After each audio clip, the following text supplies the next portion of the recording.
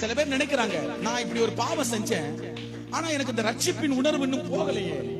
அப்போ பாவம் செஞ்சா ரட்சிப்பு கூட இருக்கும்னு நினைக்கிறீங்க. நான் உங்களுக்கு ஒரு ரகசியம் சொல்றேன். நீங்க பாவம் செஞ்ச உடனே ரட்சிப்புலாம் போயிடாது.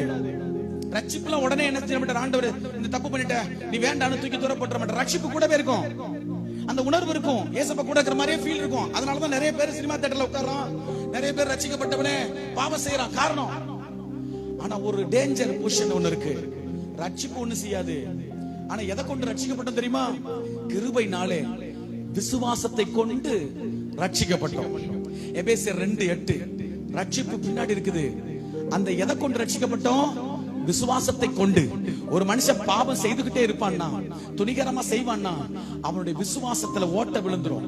ரட்சிப்பு என்கிற அந்த விசுவாச கப்பல் இருக்கு பாத்தீங்க, அந்த கப்பலுக்குள்ள இருக்கிற பொக்கிஷம் தான் ரட்சிப்பு. விசுவாச கப்பலுக்குள் இருக்கிற பொக்கிஷம் தான் ரட்சிப்பு. அதனாலதான் சிலர் விசுவாச கப்பலை கவிழ்த்து போடுறாங்க. கர்த்தருக்கு ஸ்தோத்திரம். விசுவாச கப்பல்னு சொன்னா, விசுவாசம் கப்பல் என்றால் அந்த கப்பல்ல ஓட்ட விழுறதுக்கு வாய்ப்பு இருக்கு. விசுவாசத்துல பலவீனம் வந்துருச்சுன்னா, ரட்சிப்பு உள்ள இருக்குது, அந்த கப்பலுக்குள்ள சின்ன ஒரு ஓட்ட விழுந்துரும். அது அப்படியே கொஞ்சம் கொஞ்சமா தண்ணி ஏறும். முழுசா தண்ணி வர்ற வரைக்கும் ஒண்ணும் தெரியாது. கொஞ்சம் கொஞ்சமா விசுவாசம் கரைஞ்சிட்டே இருக்கும். ஒரு மனுஷன் பாவம் செய்யறான்னா விசுவாசத்துல வீழ்ந்து விட்டான் என்று அர்த்தம். அதனாலதான் பைபிள் சொல்லுது, விசுவாசத்துல பலவீனமானவங்களை நீங்க குற்றமாய் நிர்ணயிக்காம சேர்த்துக்கோங்க.